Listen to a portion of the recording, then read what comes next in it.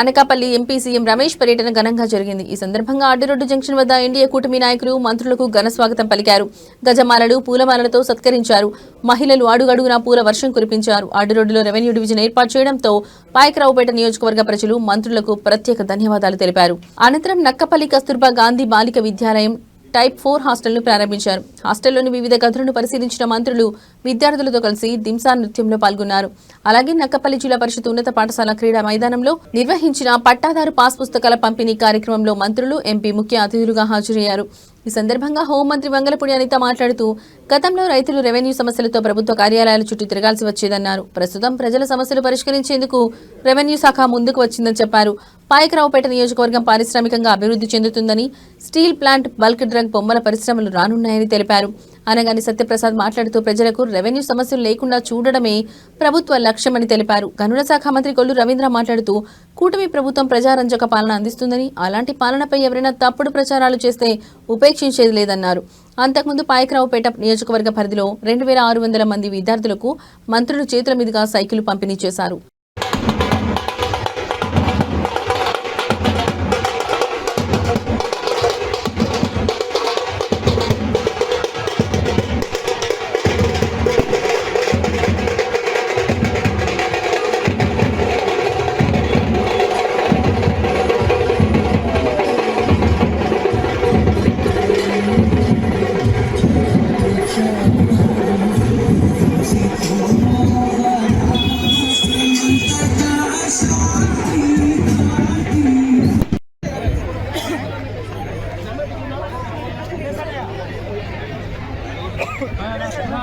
Camera దించాను.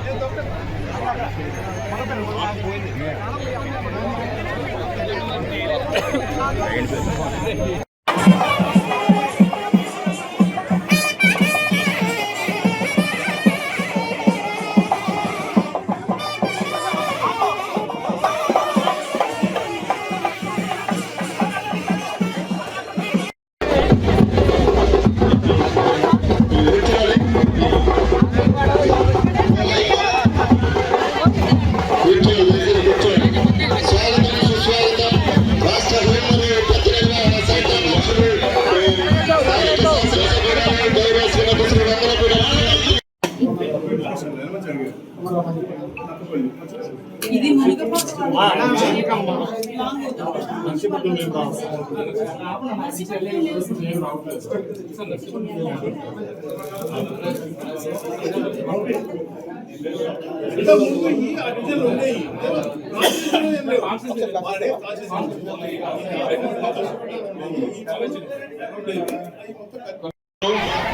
దేశంలోనే మంచి పేరు ప్రఖ్యాతులు గాంచిన మన హోంమంత్రి మంత్రులు కూడా మాట్లాడడం జరిగింది. కానీ ఇబ్బందిగానే ఫీల్ అయ్యాం. కానీ సీఎం రమేష్ గారు అనకాపల్లి జిల్లాకి ఎంపీగా వచ్చిన తర్వాత అనకాపల్లి జిల్లా రూపురేఖలే మారిపోయాయి. ఇప్పుడు అనకాపల్లి జిల్లాకి సీఎం రమేష్ గారు ఎంపీగా ఉన్నందుకు మా అందరికీ చాలా గర్వకారణంగా ఉంది. ఎందుకంటే డేరింగ్ అండ్ డాషింగ్ కార్యాలయం ఏర్పాటు గతంలో ఇది నర్సీపట్నం రెవెన్యూ డివిజన్లో ఉండేది. కానీ మొట్టమొదటిసారిగా అనిత గారి కృషితో ఈరోజు అడ్డు రోడ్డు రెవెన్యూ డివిజన్ ఏర్పాటు చేసుకోవడం శుభ్రం. వారిని మనస్ఫూర్తిగా ఒకసారి మీరందరూ కూడా గట్టిగా అభినందనలు తెలియజేయాలని చెప్పి కోరుతా ఉన్నా. అంటే ఈ రెవెన్యూ డివిజన్ వల్ల ఈ ప్రాంత అభివృద్ధిలో వేగవంతంగా నిర్ణయాలు తీసుకోవడానికి, అధికారులు వేగవంతంగా పనిచేయడానికి, అలాగే ప్రజలకు ఏదైనా సమస్య వచ్చినా వేగవంతంగా వాళ్ళ అధికారులు కలుసుకోవడానికి అవకాశం ఉన్నటువంటి అందరికీ నియోజకవర్గానికి ఒక సెపరేట్ గా రెవెన్యూ డివిజన్ కావాలని ఎప్పటి నుంచో చాలా మంది నన్ను కోరున్నారు. ఆ రెవెన్యూ డివిజన్ కూడా ఒక కలగానే మిగిలిపోతుందేమో అనుకున్నా. కానీ ఆ రెవెన్యూ డివిజన్ ఈరోజు గౌరవ ముఖ్యమంత్రి గారు, అదేవిధంగా ఉప ముఖ్యమంత్రి గారు లోకేష్ గారు సారథ్యంలో మన రెవెన్యూ మినిస్టర్ గారు అందరూ కూడా ఈరోజు ప్రోత్సహించి మన పాయకరావుపేట నియోజకవర్గం, అలాగే అనకాపల్లి ఎలమంచి నియోజకవర్గంలో 3 మండలాలు కలిపి అడ్డు రోడ్డు జంక్షన్ రెవెన్యూ డివిజన్ గా ఈరోజు ఇచ్చినందుకు ప్రత్యేకంగా నేను ధన్యవాదాలు తెలియజేసుకుంటున్నా. ఈ రోజు ఈ కార్యక్రమానికి ఈరోజు మనందరికీ తెలుసు ఇక్కడ అన్ని కూడా గ్రామాలు ముఖ్యంగా ఇక్కడ పిల్లలందరూ కూడా చదువుకునే పిల్లలు ఉన్నారు. 10th క్లాస్ వరకు పిల్లలు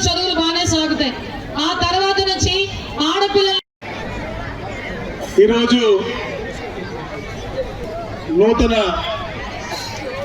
అడ్డు రోడ్డు ఆర్టీఓ ఆఫీస్ని పరిశీలించడం, హాస్టల్ ఓపెన్ చేయడం, సచివాలయం ఓపెన్ చేయడం, మరి మీ అందరినీ కూడా ఇంత పెద్ద ఎత్తున కలుసుకోవడం నిజంగా చాలా ఆనందదాయకమైనటువంటి విషయం. ఇది ఏర్పాటు చేసిన నాయకులందరూ కూడా ప్రత్యేకంగా నా యొక్క అభినందనలు, కృతజ్ఞతలు తెలియజేస్తా ఉన్నాను.